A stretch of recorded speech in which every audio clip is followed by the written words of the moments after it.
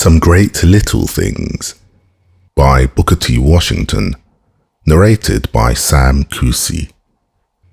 I am going to speak to you for a few minutes tonight upon what I shall term some great little things.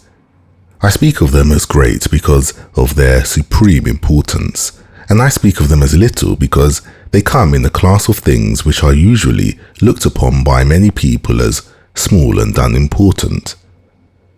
But in an institution like this, I think they often hold first place. Certainly they come under the head of important things that we can learn. You will remember that in the sermon the chaplain preached this morning, he mentioned the threefold division of our nature: the physical part, the mental part, and the spiritual part. What I shall refer to tonight has largely to do with the material, the physical part of our natures. There are certain little things that each one of you can learn now in connection with the care of your bodies, which, if left unlearned now, will perhaps go without being learned all your lives. You are now, as it were, at the parting of the ways. You are going to make these habits a part of yourselves, or you are going to let them escape you forever and be weak in a measure all your lives for not having made them a part of yourselves. I'm going to speak very plainly because I feel that such talk means nothing unless it is in language which everyone can appreciate and understand. Now, among the first things that a person going to a boarding school should learn, if he has not already learned it at home, and I am constantly being surprised at the number who seem to have thus left it unlearned, is the habit of regular and systematic bathing. No person who has left this habit unlearned can reach the highest success in life. I mean by that a person who does not get into the habit of keeping the body clean cannot do the highest work and the greatest amount of work in the world. When it comes to competing with persons who have learned the habit of keeping the body in good condition, you will find that the first named persons usually win in the race of life. I think many of you have already learned from your physiologies that when it comes to the combating of disease, where two persons are on a sick bed with the same disease, the one who is habitually clean in his personal habits has a far greater chance for recovery than the one who has not learned the habit of cleanliness. You will also find that the person who is in the habit of caring for his body is in a better condition for study. He is in a condition to bear prolonged and severe exertion, while the person whose body is unclean is in a weak condition. Take the matter of the teeth. Persons cannot call themselves educated and refined who do not make the matter of the cleanliness and proper care of their teeth an important part of themselves. When I speak of making such a thing a part of yourselves, I mean that you should make it such a strong habit that to leave it undone would seem unnatural. Some person has defined man as a bundle of habits. There are many habits that I wish you to make a part of yourselves by practicing so constantly that they may really be said to have become that. There is the matter of the care of the hair, which everyone should make a part of himself. There is also the proper care of the fingernails. Now, all of these are common things, but they are great things. I should not recommend very highly a young man or young woman who went out from this institution as a graduate and had not learned the habit of caring for the teeth, hair, and nails systematically. Are you making these lessons a part of yourself? Take the young men and young women who have been here 2 or 3 years.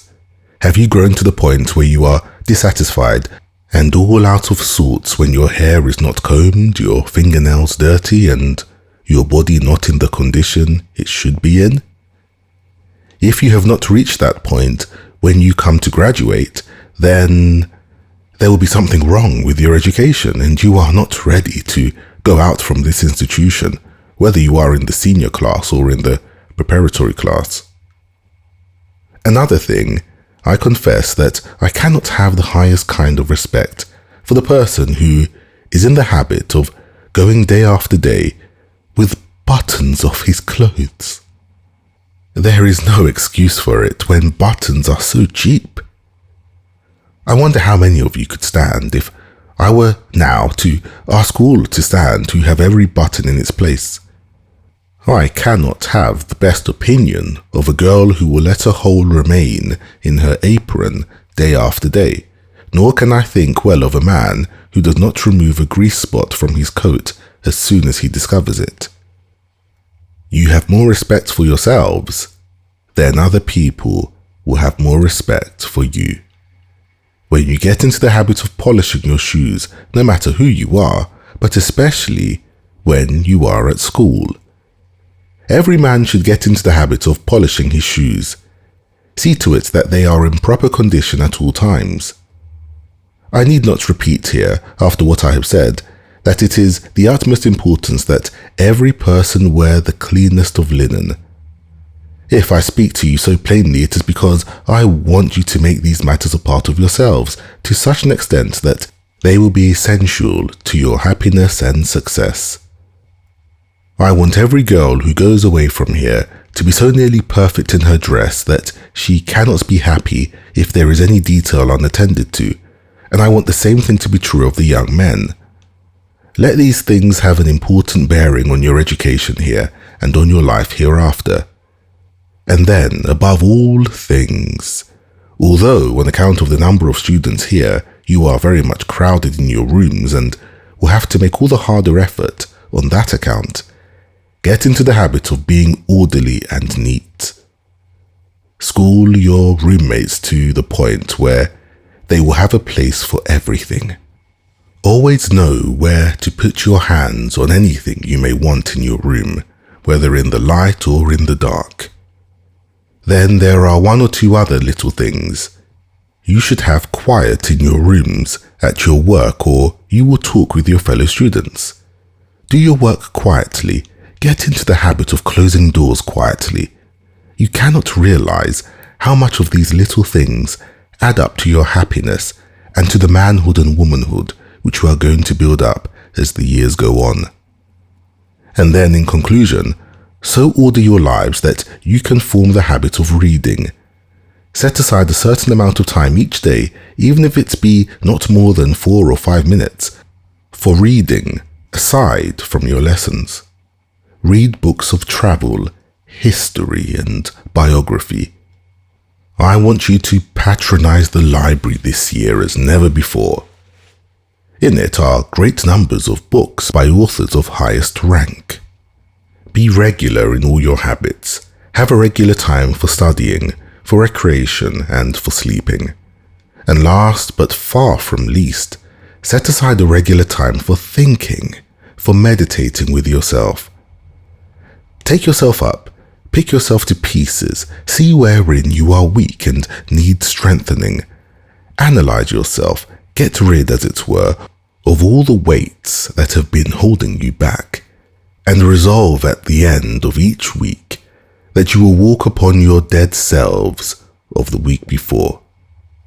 If you will go on making that kind of progress, you will find at the end of the 9 school months that you are stronger in everything essential to good manhood and good womanhood.